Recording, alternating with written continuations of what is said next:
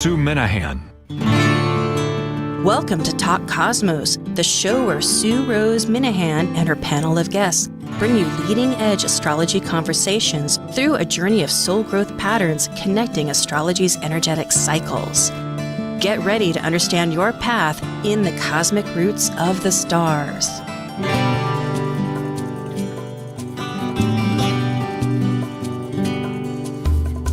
Hello again. This is December 12th, 2021, and I'm Sue Rose Minahan, the founding host of Talk Cosmos, where we have leading edge conversations, enabling soul growth, awakening your authentic self. And we have panels, and tonight we're having an independent guest who happens to be on one of our panels, Moonbeam team, but Justin Crocket Elzie is going to be talking this evening about the title Lunation Cycle Sabian Symbols. No, that was July 4th. Okay, that's a good one too. Go back to July 4th because on YouTube and podcasts, we keep everything.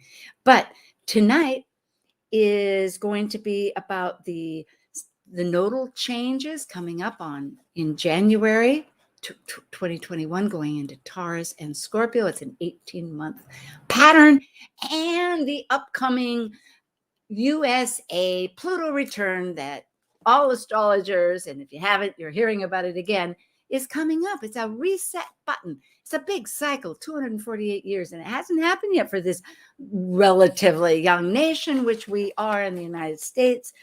And it's a big deal. There's a lot of good aspects that we will be finding out about. So, and that's the significance. What is it? We'll find out. Justin Crocket Elzie, I'll tell you a little bit about him. And he does have a wonderful site that's coming up this week where you'll be able to get all kinds of astrological, numerical, Sabian energy. I mean, he fills up the gamut. He provides in-depth transformational astrology and numerological consultations and answers just about every question. And he has about your natal, your progressed, and lunar return charts. And he's a spiritualist medium, and his specialty also with Reiki, he's a master of that, is with animal communication. He's a many-faceted person. And I hope I'm saying all this right, because it is quite exciting and a very energetic, good soul. And I'm pleased to have him tonight. So without any much ado, hi, Justin. Yeah. Oh, I can't hear you. Oh, there you are. Good. There we are. Well, Yeah. Thank you, Sue, for that gracious introduction and having me on your show this weekend. So true. So true. And we've been looking forward to it because it's a big deal. The United States, wherever you want to begin, but it involves the United States, which is a leader has been and is, according to the United States, a leader of the globe. So what goes on here is impactful. Right. Well, so I wanted to first kind of, is when we're talking about the United States lunar return, I think a lot of people are going to hear a lot of stuff this coming year about this, and they're going to hear a lot of interpretations. But I think when we step back and look at this, is that this is really a cycle. It's all about cycles. Today we're talking about the lunar nodes. We're also talking about the Pluto return. So it's all about cycles. And as we look at this, basically the United States is coming up to a very inflection point in this country. And the Pluto return, of course, 248 years. And it really will set the tone for the next 248 years.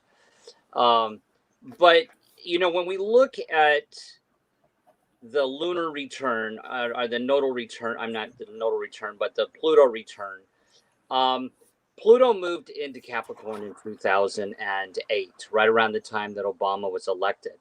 And I do a little bit of combination of Vedic, sidereal astrology along with Western astrology. And what's interesting to note, even though they don't recognize Pluto in the Vedic, is that Pluto also in the Eastern chart is also in Capricorn. And it's if you looked at the Pluto return from that perspective was in 2011. And it's interesting to note in 2011, there was some very interesting things that happened in the country around the 14th Amendment. And on January 6th, in 2011, the Constitution was read for the first time in Congress out loud. And of course, here we are later, January 6th last year was the mini coup that happened. So, you know, as I was talking to some other astrologers, when we really think about this whole process of inflection point and the Pluto return really started when Pluto moved into Capricorn in 2008 in the election of Obama. That's when things really started moving faster, and some things, a lot of stuff coming to the surface which we hadn't been dealt with before, that were part of our country's past, racism being one of them, right? The first African American president, so the country's sin. And so really this whole transition, transit or ingress of Pluto through Capricorn is really a bigger process that's happening instead of just one date next year. So that said, there's 3 dates next year, which the United States actually comes on its Pluto return, exact degrees at 27.33 degrees is the exact degrees of the United States Pluto.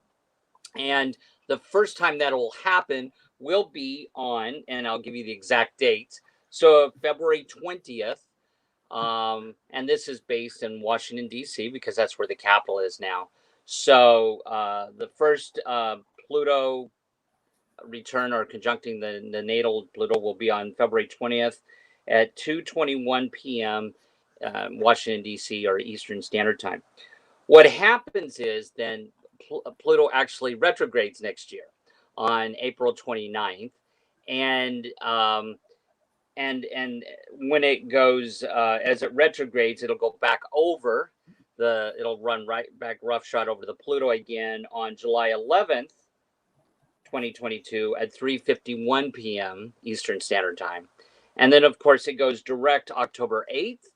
And the last pass over the country's Pluto will be on 28 December at 9:56 a.m. So when we look at that, it's just not a one-time event. It's sort of this process this next year. And so I did bring today the chart, the nation's natal chart to share, but also that I've just brought up the one for the December one, because that sort of will be the leap off point chart for you could say the nation's rebirth, basically. These 3 cycles always of whether it's a Mercury return, any retrograde, it is like thirds of charm, I always think. So I'm glad to be very excited to see how you tie that in, because we experience it, then we go back, oh wow, maybe, and then okay, this is it.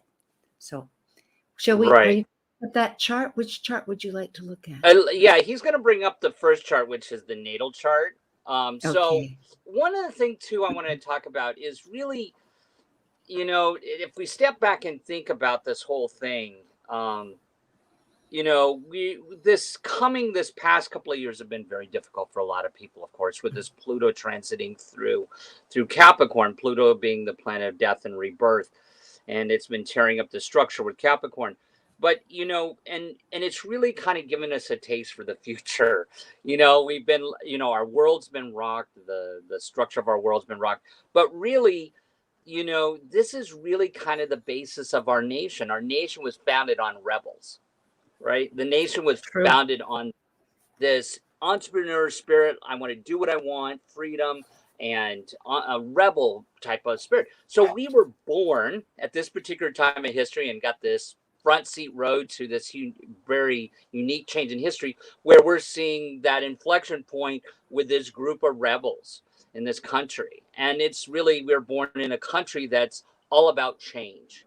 So if you really wanted to have a stable life, you know, and not really progress much as a soul, you know, not being born in the United States would have probably been preferable, but being born in the United States, which is a country of fast, more growth and always moving, always enterprising, this is really all about kind of what the foundation of the country is. And I guarantee you another 248 years from now, the United States will go through another revolution. It's just a part of the nature of the country. So it's the coup that happened last year, or the mini coup, is just one of many little events that will happen in this country where it's trying to grow. It's trying to, where with this complex nature of all these parties working together, of trying to move forward in life and accomplish something, right?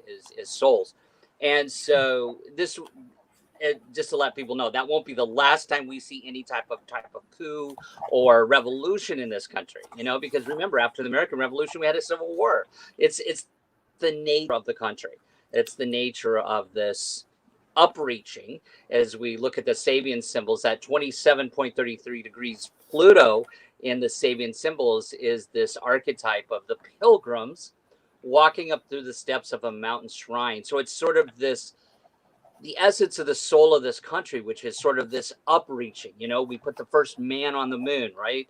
We've got this need to go back and be first on the moon and to be first on Mars. It's sort of this upreaching of always like going towards something greater. Of course, with a Sagittarian ascendant on the natal chart, that's of course very, very obvious there, right? There's sort of that exploration and wanting to always find out, who am I, who is God, and why am I here? That's really sort of the soul of the nation in a lot of ways. So we are at a particular important point, though, at that point. And for the natal chart, for those who may not have a lot of experience with astrology, I definitely use the Sibley chart.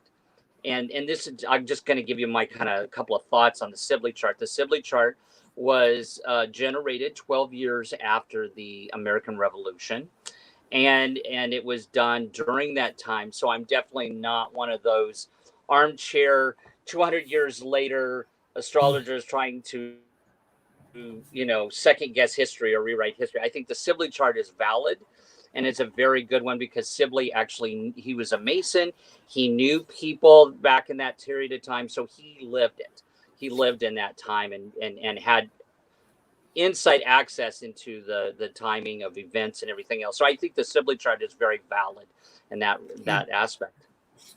I've read a little history about it too, which not to recount, but it seemed that he was very engrossed in the communication and received an immediate communication about it that was later referenced. So yes, I support. Yeah. So so what I wanted to show you, if it was okay, I'd like you to show you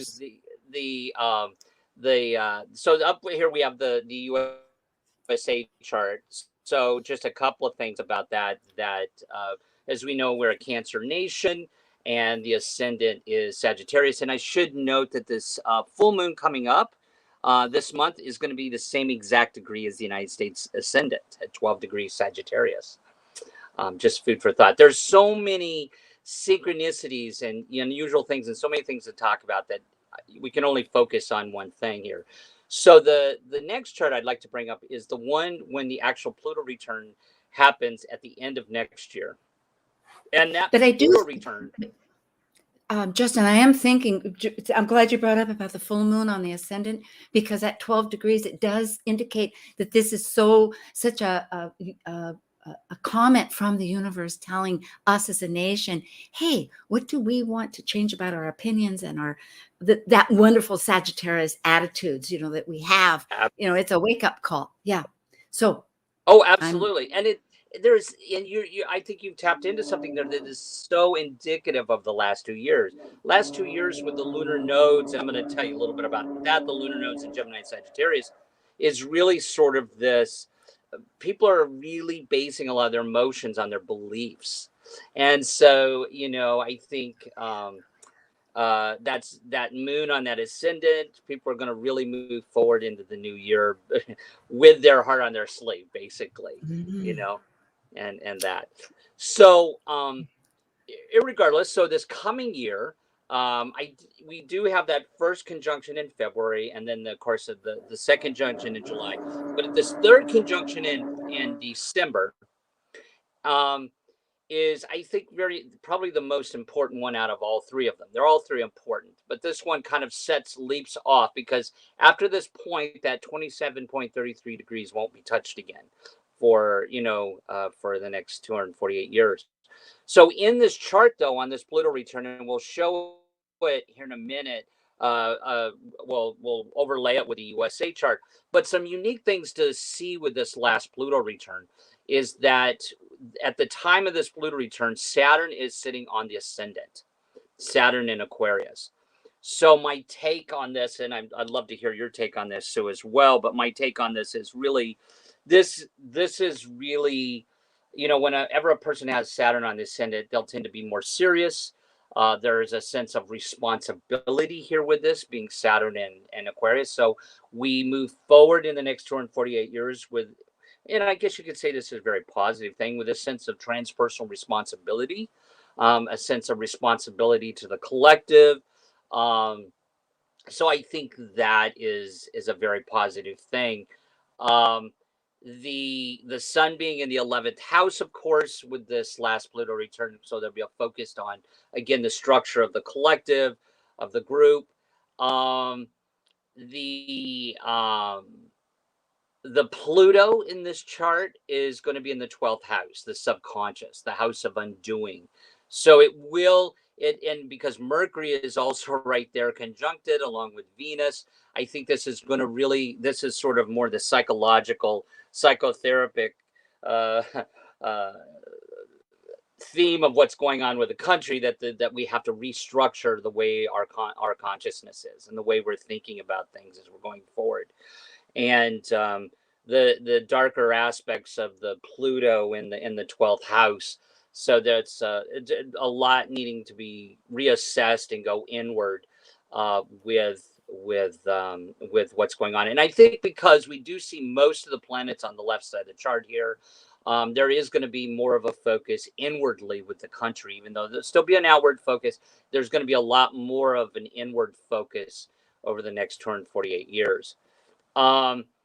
And that Jupiter being an Aries, or Jupiter and Aries there. So again, really, a lot of still expansion and growth.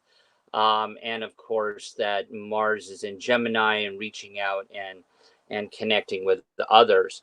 And I was wondering if you have any comments on this, Sue, before I move to the Synastry, because there's I a couple of do. important. You've illustrated great points, and my thought is then this internal vocalization and outward vocalization, because the first house with Jupiter and Aries, of course, especially needs to talk. Jupiter needs to express, but it's about ethics, I would say, and it'll be about karma.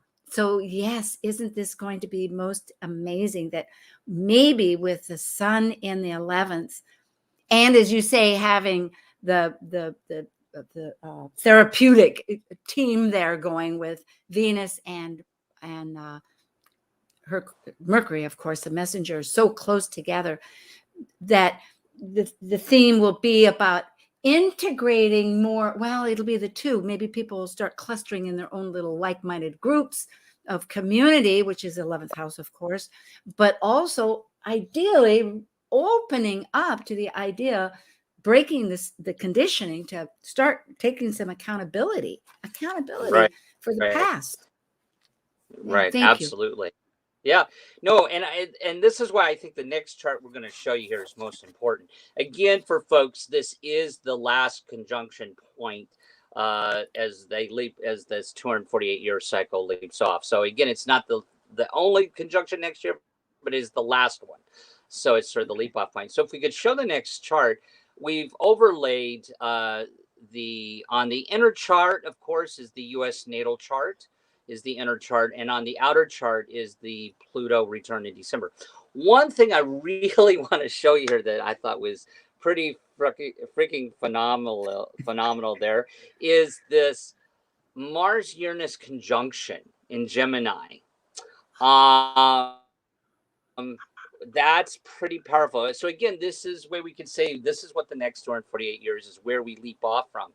And Uranus and that, well, of course, Mars and Gemini is sort of this, a lot of communications happening here with Mars and Gemini, right? And there's going to be a lot of disagreements. We're not going to be in agreement as we go forward in the country, but but there is this Mars wanting to connect with others through communicating. So a lot a lot of communications as a nation going forward. But with it conjunct Uranus, which is that unusualness, this really, in one respect, because right now I'm going to point out one thing. We know we're in a new space race with China and everything. And this particular conjunction bodes well actually for aviation and space. And I think it's very powerful. I think because of this conjunction and with the Mars in or the Jupiter in Aries, Jupiter in Aries is like, I got to go to myself. That's very self-confident. It's going to want to do it itself. I think we're going to see some major strides in the U.S. space program. As a matter of fact, I think we'll definitely have some positive wins with that. I think it's very likely the United States will either be first back to the moon or first to Mars based on this, because of that Mars-Uranus conjunction, which is we're seeing actually a lot happening right now with strides in aviation, all these VTOL aircraft and e-aircraft and sustainable fuels, and also transportation in general. We're seeing this is also indicative of the whole revolution that is just like suddenly come upon us with the car industry and electric. So I think to me, that's one of the most powerful points with this comparison of the charts. What else did I want to say? It There's a is couple indeed. here. I'm also But I thinking want it's to in the sixth house with our daily affairs. It's in a really beautiful place to for that diversity, to recalibrate so many parts of our life. And isn't that really what is essentially what's needed, is to integrate into our daily lives? right. I hadn't thought. Yeah. Anyway. Yeah, and I think as we look at this, and the other thing I wanted to point out here was the how that Aquarius or that the Saturn on the ascendant on Aquarius is so close, or sitting right behind the Aquarian moon, natal moon of the nation. So there's a lot going on here around transpersonal responsibility, service out into the world, responsibility as a nation, and again with that Pluto in the 12th house, questioning who we are, yeah, I think and the midheaven in this chart is right at that Sag too, that right next to the ascendant of the natal chart. Yeah, it's glad you brought this chart. It's excellent. Yeah, for all of it. Yes, indeed. But so one other thing I wanted to say, and this is quite interesting, and this is why I say we're in for a lot of changes still, is because looking back at history, I'm a Cancer, so I love history and I study the historical aspects of astrology. One thing that's interesting is that if we talk about after the United States and after the Civil War, there was what was called Reconstruction, and the 14th Amendment came into play. And this has been one of the most contested amendments. It includes the citizenship rights and due process and equal protection clauses. It's come up in all the major cases like Brown versus Board of Education and the same-sex marriage cases and so on and so forth. And in 2011, again, back to that year when, from the Eastern perspective, the United States has Pluto return, that was the year where 14 some states basically set aside some provisions that said they weren't going to honor everything with the 14th Amendment.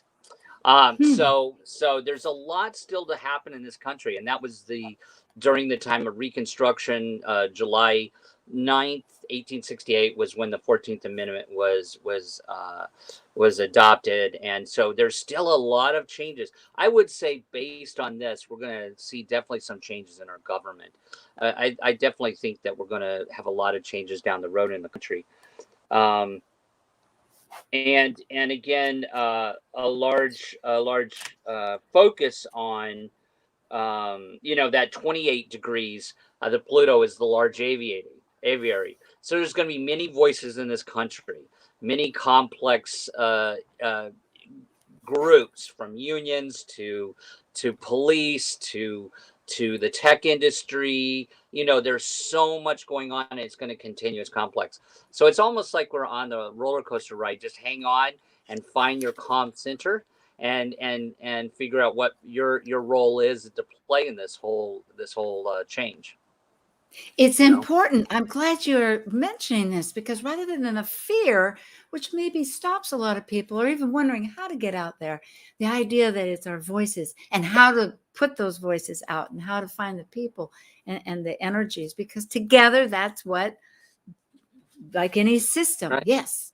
Yeah, we're all agree. trying to upreach. We're all trying to do something better and to accomplish something. And so this is just a period of time when change was supposed to happen to push us towards some accelerated growth.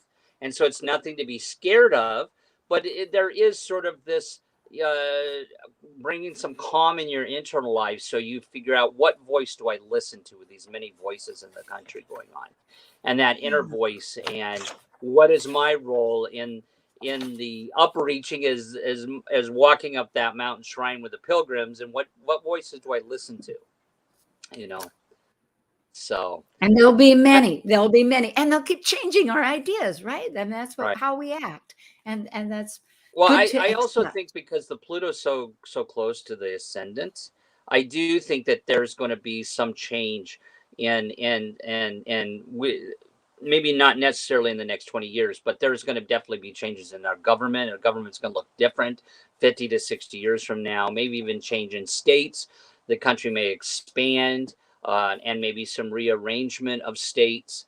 But there's definitely going to be some major changes to our structure. With Pluto so close to there in the 12th house, it's almost like we're being reborn, and our structure is being reborn, reworked. Because the 12th house is the womb. The 12th house is the womb, and Saturn's on that ascendant. So I think overall, because Saturn's on the ascendant in Aquarius, overall it's going to turn out okay. That's right. Turn out okay. It'll still have structure. Yeah, it'll still have structure, but we're going to go through change of structure. I wouldn't be surprised if we have a change in government. I mean, and some other things. So. Well, on that note, there was a constitutional report that was over 2 years. It was last year I read about this. It was with the idea of not the astrological Pluto return, but I think of 250 years, which is still a few years out. And so therefore they were trying to prepare the consciousness of how to make these changes, realizing, of course, we need change. I mean, there's issues that we have that are problems, and some of them could be somehow adapted. One of them was increasing the House of Representatives so that we had more voices. The other one of them was also making election day a mandate, that you had to vote and have it a national holiday. And of course, I would have been thrilled if they didn't have any news coverage, so that Alaska could have time to, or Hawaii time to make their judgment, And another one was, I think, getting rid of the electoral system. I think, you're so right. You're spot on. You're hitting some things which are things we're already starting to see. Expansion of the Supreme Court, like you said, getting rid of the Electoral College. Yeah, we're definitely going to see changes. We're not going to be able to go back to the old way it was. That's we're not going to happen. Yeah. And I would even say here, that the name of the country may change a little bit. I just feel this intuitively interesting with that Aquarius ascendant. It may change slightly, maybe still the United States, but maybe United Confederated States or whatever, or there may be a slight change with the name, with the Pluto in the 12th house there of but I do think it's a very positive thing with the Saturn and Aquarius on that ascendant. Well, thank you. That's a lot to stay tuned into and be part of the mix. Very good, Justin. I don't know how much time we have here, but know what? Did you want to breach another thought, or shall we take a little moment? I think we're getting our cue. All right. Well, folks, it was coming.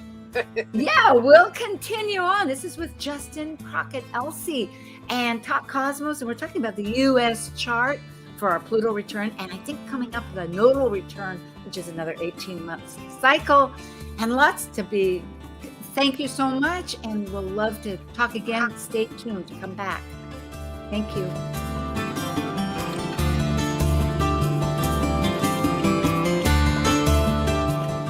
Uncover new depths of yourself by decoding the moon planet cycles and phases. Uniting Eastern and Western astrological approaches, this groundbreaking book, Astrology by Moonlight, takes you beyond static birth chart analysis and immerses you in the diverse power of the lunar phases. Tara All from the USA and Ashwin Subramanian from India have come together to take a fresh look at the moon and its synodic phases with each of the traditional and modern planets, including Pluto. Astrology by Moonlight also reveals how the phasal relationships between the moon and planets help you recognize your personal rhythms and find more meaning and purpose in everything you do. Life is full of cycles and phases, and anyone, whether they know astrology or not, can relate to them. And if you know almost everything about the topic, it just might open the door to a new perspective. One more time, the complete title of the book is Astrology by Moonlight, exploring the relationship between moon phases and planets to improve and illuminate your life, and is now available to order on Amazon and most places books are sold. While we take a break from this week's edition of Talk Cosmos, let's take a look at this cycle's archetype. We are currently in the Yang period of Sagittarius, ruled by the largest of all planets, Jupiter, the Roman god, or Zeus by the ancient Greeks. By leaving a cycle based on power and powerlessness of life and death and regeneration, involving committed relationships, Sagittarius energy finds meaning for an expanded perspective and potential for actualization in their search for truth. As a mutable fire sign depicted by the centaur, Sagittarius is adventurous and seeks the beyond. Sagittarius travels to far places, physically and mentally, to find the truths of life. Talk Cosmos brings you leading-edge astrological conversations with hour-long programs each week on KKNW. The show goes live every Sunday from 1 to 2 p.m. Pacific. Talk Cosmos weekly programs are also available to watch live on Facebook and YouTube, along with daily chats throughout the week on the Talk Cosmos YouTube channel. While you're there, make sure you click like and subscribe buttons so you can get the full Talk Cosmos experience. Or, if you'd rather listen to the show archives with audio only, the entire podcast collection since 2018 is available on most podcast carriers. So, grab your coffee, tea, or kombucha and enjoy the show. Ciao and greetings to all you folks out there that have got enough curiosity to tune in to what's going on here. My name is Jeff Peters. I am the Lively Astrologer, and you're listening to Talk Cosmos on Alternative Talk 1150 AM, where we unveil astrology's ancient archetypes that continually build the collective experiences in our consciousness. Broaden your horizons. You'll be amazed at all the topics we cover on Alternative Talk 1150. Hi, I'm back again. A little bit of ear. Yes, this is December 12th, and we're talking with Justin Crocket Elzie about the USA Pluto return coming up next year in February, July, and December. On the 28th will be the last event, and it has significance for the United States chart for us to be finding our voice, expressing it, but doing an ethical accounting of what has gone on that needs to shift. So along with that, as your title embraced, Justin, and I want to remind people, find out about Justin, you can go to Talk Cosmos. All the guests are listed, but also Justin has his own, with his own name, a website coming up this week, which will, besides his Facebook group, which he's had for many years. But let's talk about the nodes.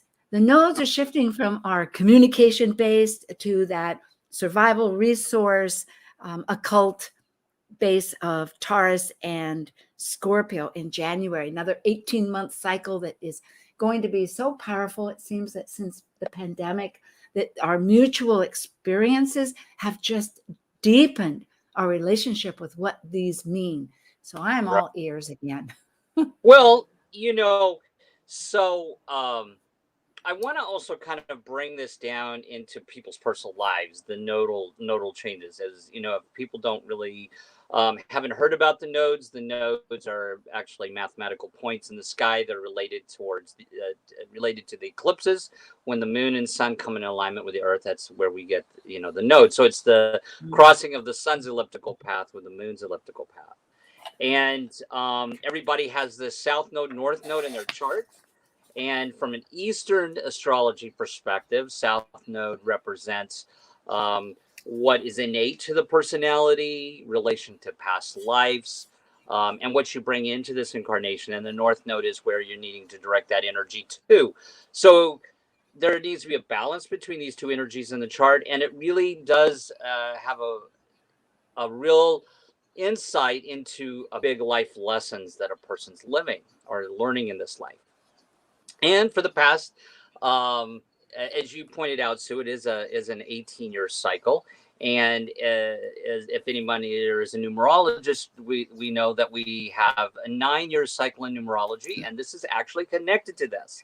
I haven't seen any numerologists or astrologers make this connection, but the 9-year cycle, birth and death cycle, we go through every 9 years of our life, is actually connected to this. And I'm seeing it with clients where when they are in either that beginning of the end of a cycle, entry into a cycle, or their mid-course correction to the cycle in the 4 to 5 year, they're actually having a nodal return, or within a year of a nodal return, or a half nodal return.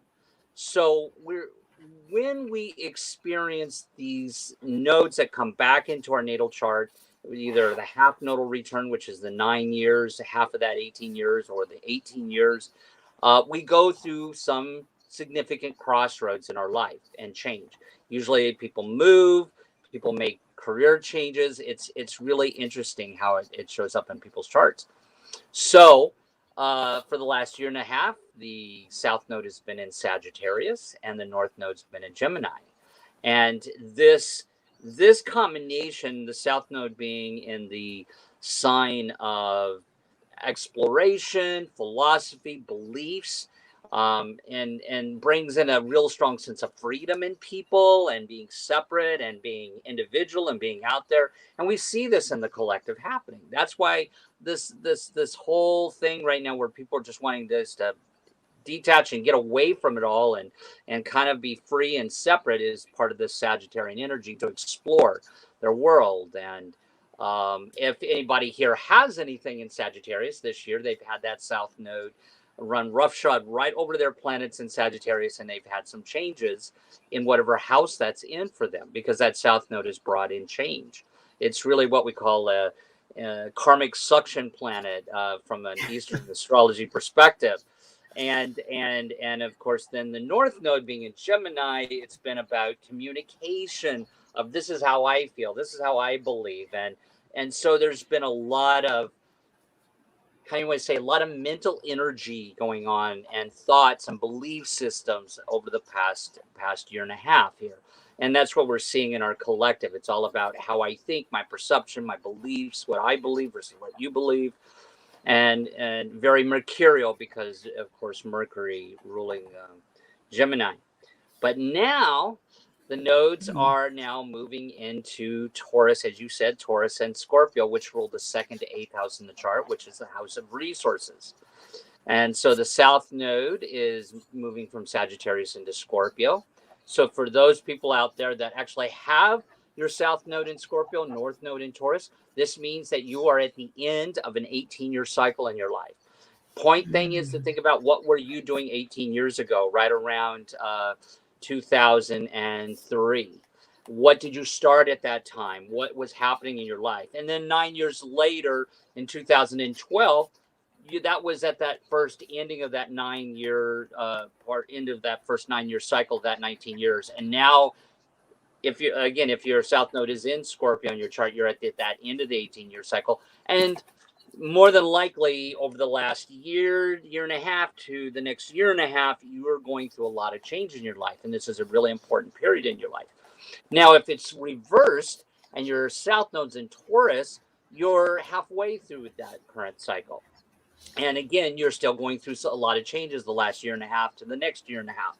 So you're sort of in this mid-course correction period of the 18-year cycle.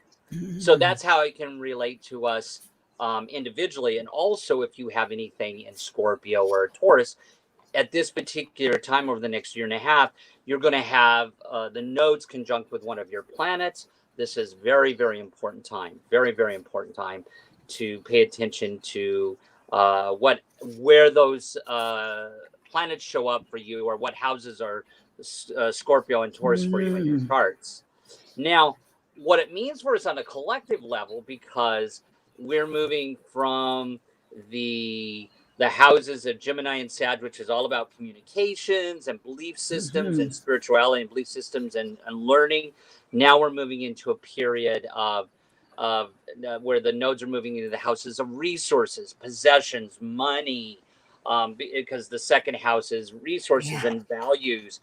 My possessions, my money. Eighth house, how money coming to me, how I get paid, and inheritances and that. So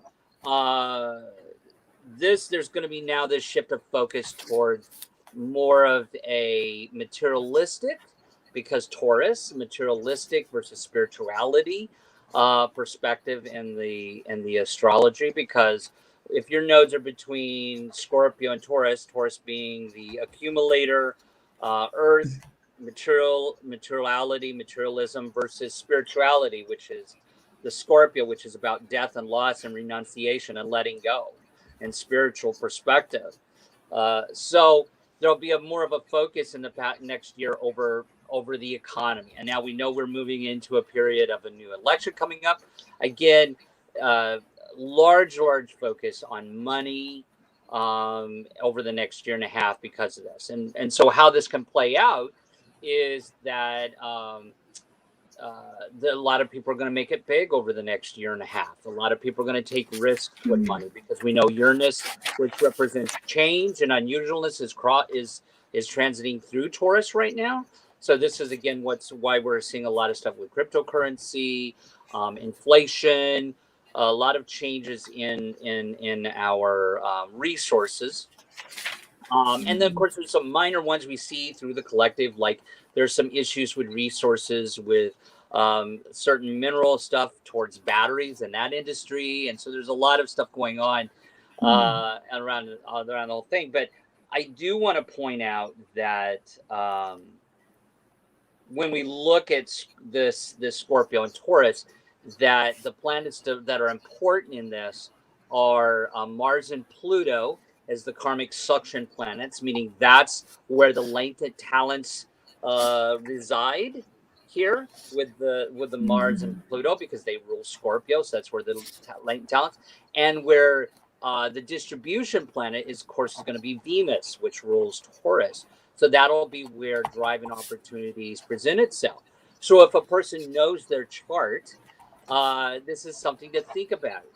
And as we go through this year, and especially if they have either of those planets in either of those two signs, it's going to be much stronger for them. There is one, and I'm going to show the USA chart here in a minute as a comparison with this conjunction happening. But I will also say this, that that out of this whole transit over the next year and a half, or a little bit over a year, that there's one particular point in the year which will be very, very important. And it will be when the North Node in Taurus conjuncts Uranus in Taurus, and also Mars. All three of them are conjuncting at the same time. This will happen on August 1st. And I actually have a chart to show that today. So this will be, so what we see first here is the conjunction chart of the event, which actually I've got it July 31st. It's actually so close to August, July 31st. But for the collective, and I do have this as Washington, D.C. So this conjunction of this Scorpio Taurus transit here, conjunction with Uranus and Mars, and the North Node happens in the 6th house of work and health, responsibilities, and so that's how it shows up in the chart. And then the next chart we see this conjunction overlaid with the U.S. Natal Chart. And so we do know that in the U.S. Natal Chart that Scorpio rules a little bit of the 11th and 5th house. And this return chart will, for the United States, be hitting it more so in its 12th to or still really on the cusp there of the 12th to 6th house. And so there's sort of this 5th to 6th house energies and 11th to 12th house energies happening here with this and how it's affecting the United States. So this is definitely a year where if a person was thinking about starting a business, there's going to be or new income streams. Wow, this is the time to be thinking about new income streams. Where am I managing my money, my resources? That's really what it's all going to be about in 2022 is about our resources, money, inflation, income, business. And this can also, because the second house is also real estate. There'll be a lot of stuff happening with real estate and the stock market and businesses and resources. So I've had a couple of people ask me. I said, pay attention to your resources this year. Don't be really scared about it, but be smart about it. If you're thinking about starting a business this year, good time to do it. But also you want to be smart because that Scorpio at the other end is about loss. And so there needs to be more of a spiritual perspective versus a very materialistic perspective here when it comes to our resources. And that if somebody's going to go too far to one end of that and very materialistic without spiritual concept, they're going to lose. They're going to lose their resources. So there has to be a balance in the use of resources over the coming year. That's just a couple of my thoughts on this. I'm just curious what you think, Sue. Well, am I muted? No, I'm not muted. Not Good. muted. Okay. You're really quiet. Okay. No, I have. I've been internalizing and always so glad. What's interesting looking at this with the US, isn't it, too, that the sun is on the North Node? I just noticed that. Because it is the summertime, meaning that our identity, we're somehow going to thread all this together. You might say in that umbrella of our identity of who we are with all of this stuff, because that's what, like the sun, it gives, and it's that part of ourself. It's really a dynamic energy. To have this brought up is so powerful with in the fixed sign. I'm thinking it's not a world point sign, but go ahead. I'm sorry. Go ahead. No. Well, but I was also thinking of that 12th. That it shares the 5th and the 6th, meaning we. Okay, I'll get back to a brief point, and that is that it's also our talents, isn't it? It's our personal talents. Exactly. Yeah. In this, I like how you brought up the sun, because the sun is showing up here in the 8th house, and that's really, I think that highlights the whole concept of the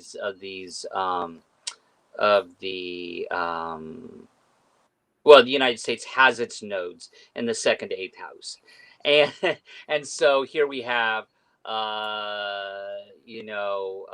the nodes that actually rule the 2nd to 8th house, and of course the sun connecting with the United States in the 8th house and Leo there, of course. So yeah, I think it's going to be really really an interesting year when it comes to money and resources.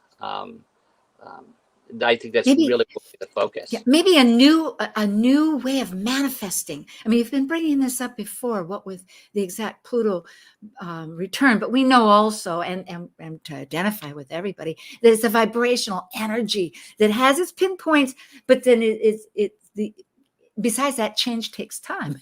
Right. It's not just turning I tell you, I think you're onto something there, and I actually saw this with the Pluto return with Saturn on the ascendant Aquarius, and with this change of the money. I think that I think we're going to see some changes in the world structure, banking structure, and world financial structure.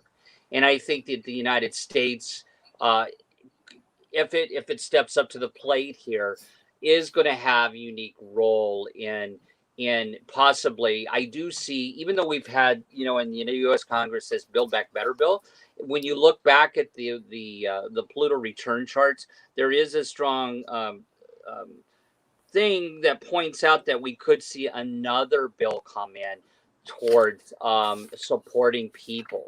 I have to look back on it, but I can't remember what it was. But there is something that says, wait a second, we're going to have another financial bill come in, or maybe even another bill propping up some system, whether it's the car industry or something else. But there's going to be a lot of budget and money involved, and I think you're onto something here, saying new things.